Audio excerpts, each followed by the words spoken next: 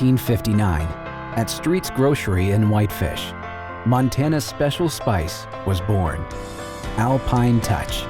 It's the taste you grew up with, well seasoned through the test of time, as the tradition carries from one Montana generation to the next. From its humble beginnings to a trusted brand, here's to the next 60 years. Alpine Touch. Montana's special spice since 1959.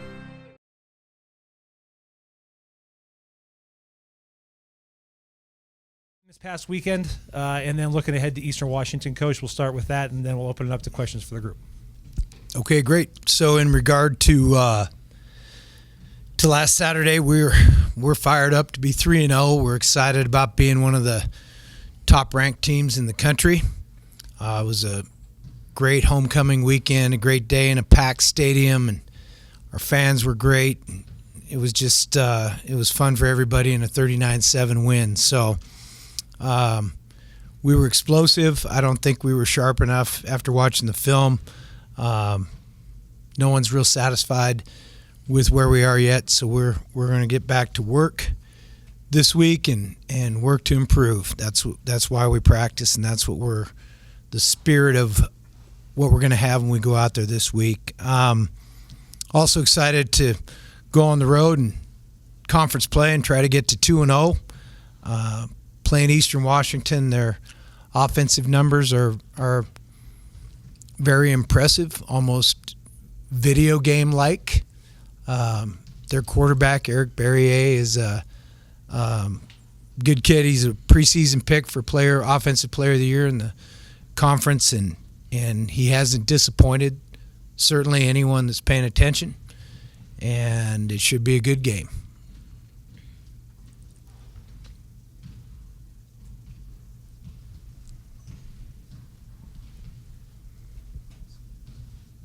Bobby, what will be the keys when Montana's on defense and Eastern Washington's on offense? What specifically does Barrier add that makes Eastern hard to slow down?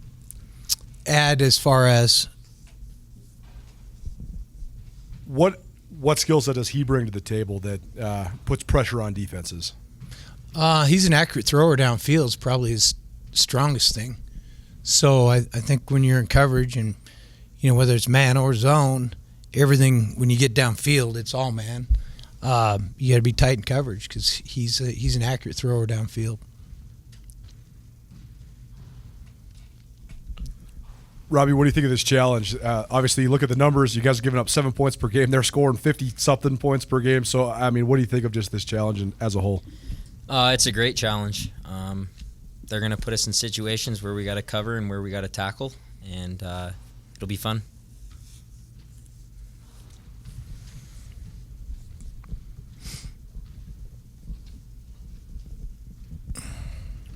Hey, Bobby, you said after the game on Saturday you guys weren't sharp on offense and you had to go back and figure out why. So when you watched the film and sat down with the coaches to talk, what sort of reason did you guys come up with?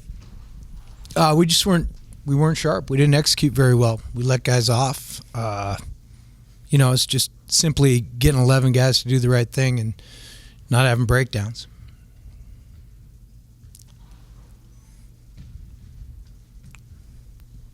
Robby, just similar question, just defensive side of the ball. Obviously, the last 3 games have been so good for you guys. So when you look at this Eastern Washington team, what's kind of, aside from Barrier, what else kind of stands out about what they do, that you guys like the matchup with or just kind of keying in on so far? Well, they do a nice job on that side of the ball. They're a skilled group of guys, and kind of like what I said, they're going to put us in situations where either we're going to make a play or they're going to make a play. So it's going to be a big week for us, and I'm excited for the challenge, and we're going to have a great week of practice and prep. So. And just kind of one more on the defensive side of the ball. What have these last 3 games been like? Just the run you guys were on, scoreless-wise, turnover, sacks, all that. What was that like for these first 3 games? Yeah, it was a lot of fun. It's always good when you're playing good defense. Like I've been saying to everybody, on the defensive side of the ball, we hold ourselves to a high standard.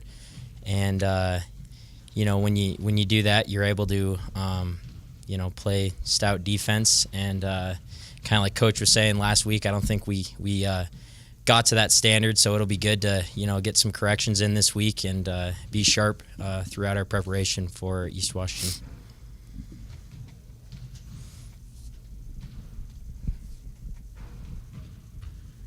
Hey, Bobby, after the game Saturday, Sammy had come said he didn't feel like the offense lived up to its standard. I'm curious, in your opinion, what should the standard be for this offense?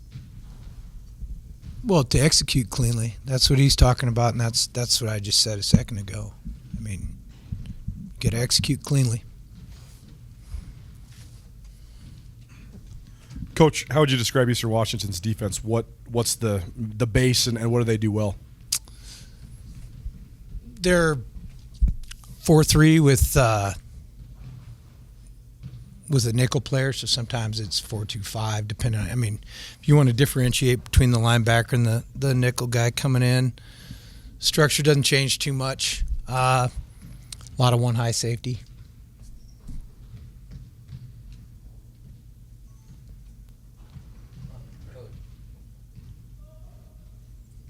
Coach, I was just curious if you had any feelings about Eastern's red turf they have down there. No, I don't. Okay.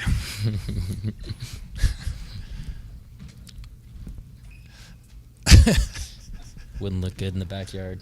Yeah, look at the backyard. Malik. Yeah, we won't be putting. I would imagine we won't be putting it in our yard. At Blackfoot Communications, our mission is to connect people, businesses, and communities to their networks in Montana and beyond.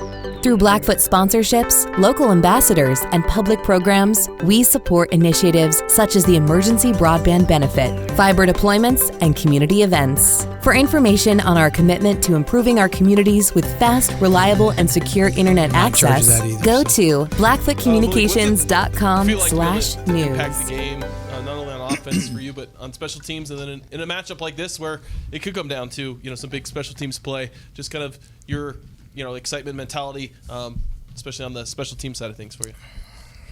Honestly, being able to impact the game in any type of way is always good, and being able to help the team, be successful in more than one phase, whenever that might come up during any game. So, I don't know.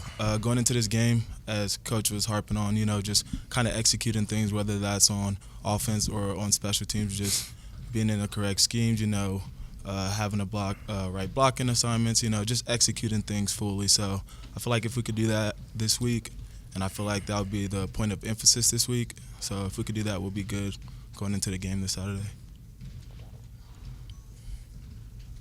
Just for both the players, obviously this game's going to be on national TV on Saturday, so a lot of excitement behind that. So just your thoughts on getting a chance to play a game like this that's really going to highlight FCS football at kind of the highest level right now. Honestly, it's always nice, getting a little bit more exposure. But at the end of the day, for us, it's a game. We want to go out there, execute the best way we can. Showcase our team in all three phases. And I just feel like if we could do that, no matter what stage it's on, it'll be good for our team. So I feel like we'll go out there and do that. So we just got to focus this week and get ready for the game. It'll be fun. Obviously, a lot of people will be watching.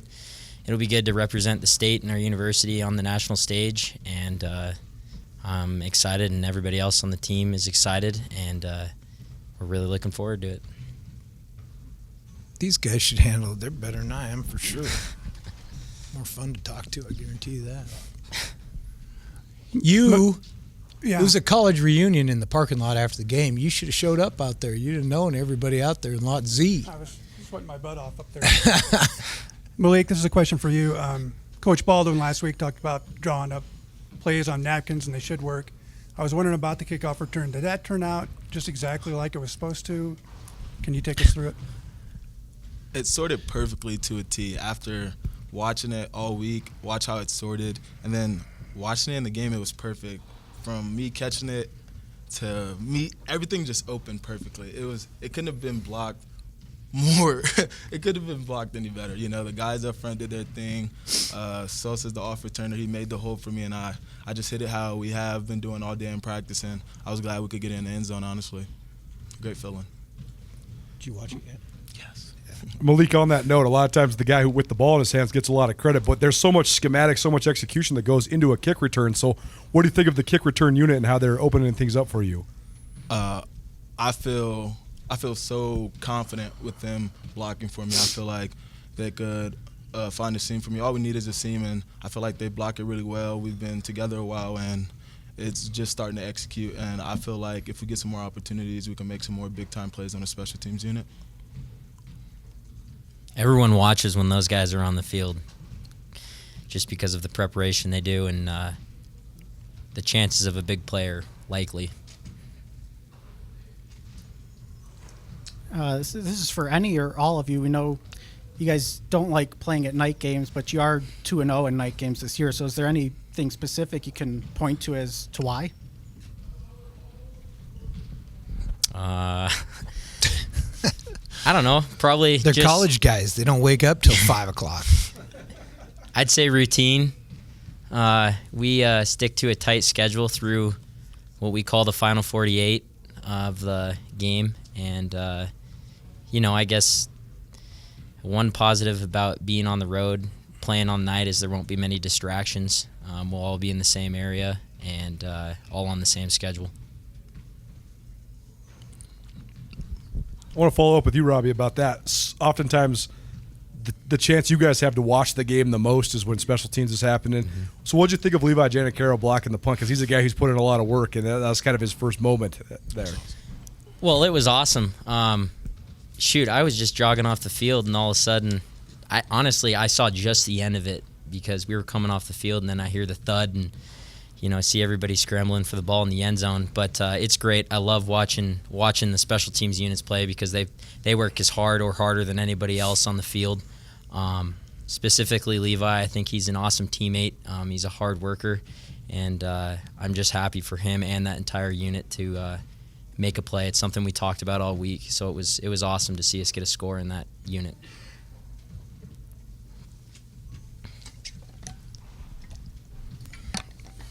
Coach, we obviously know about Barrier a lot. Is there anybody else on offense in particular that kind of stands out to you as far as what they can do? Yeah, I think their entire receiving core. They've got good backs. They've really got good skill. I mean, they've got good players everywhere. They wouldn't be scoring that many, But I don't know what the number is. I think they have 5 receivers that are averaging over 60 yards receiving a game or something crazy. The backs, the 5th leading receiver. They've got guys that are awfully good at the skill positions.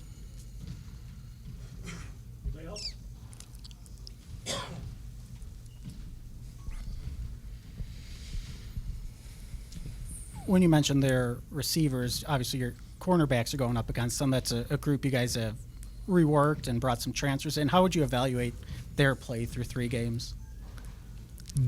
Eastern's our corners. I think it's been good.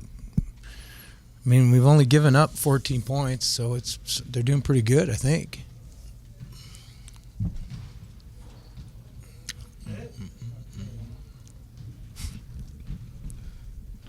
Obviously, Eastern had success under Bo Baldwin and now Aaron Best. Why do you think they've had that staying power throughout 2 different head coaches?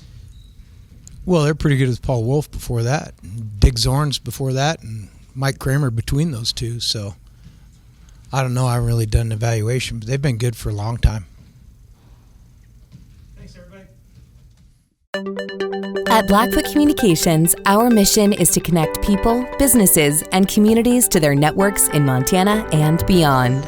Through Blackfoot sponsorships, local ambassadors, and public programs, we support initiatives such as the Emergency Broadband Benefit, fiber deployments, and community events. For information on our commitment to improving our communities with fast, reliable, and secure internet access, go to blackfootcommunications.com/news.